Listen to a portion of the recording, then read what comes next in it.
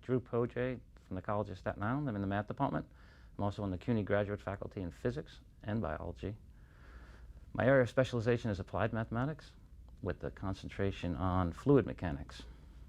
So my real area of expertise is turbulent dispersion, where stuff goes when it leaves the chimney.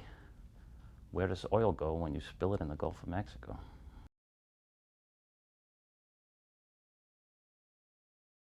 The project has a rather long name because the funding comes from the Gulf of Mexico Research Initiative, which required people to put together a consortium of investigators. So our consortium is inaptly named the Consortium for the Advanced Research for Transport of Hydrocarbons in the Environment. The total award amount is $15.3 million to 14 institutions. The CUNY award amount is about $420,000. And the purpose of the project is to A, better understand what's going on in the Gulf of Mexico and in the world's oceans, and B, be better prepared the next time something terrible like the Deepwater Horizon spill happens in the ocean.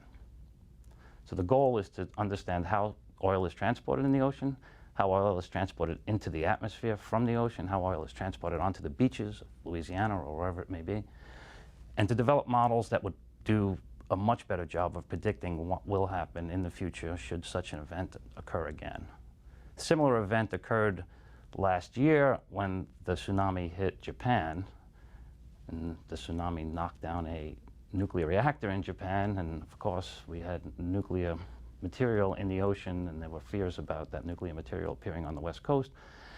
It's another classic, where does the smoke go when it leaves the chimney problem, and we don't know at this point actually what the answers are to that. So that's the main focus of this project, is to have A, better modeling capabilities to predict where pollutants go in the environment, and B, perhaps even more importantly, is to truly understand what's going on in the ocean, dynamically, physically.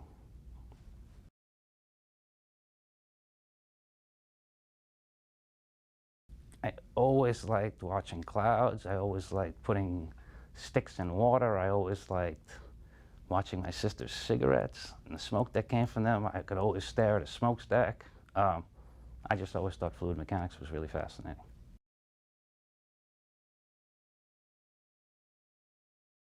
Well, it's been great fun working with people from Europe. So one of the best parts about this project is that it's a collaboration amongst a lot of people, but it's people that have known each other for a while now, and this has really given us the funding and the research money to do what we always wanted to do, and we're doing it, and it's an international effort in that sense.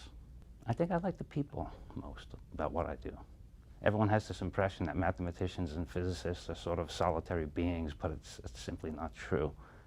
And to have a project of this scope really allows tremendous amount of interaction with people. And it allows people at the PI level to interact with each other. It also allows a tremendous new crop of postdocs and graduate students to interact. And I'm lucky enough at the College of Staten Island to have really smart undergraduate research assistants. So it's that big mess of people that's fun.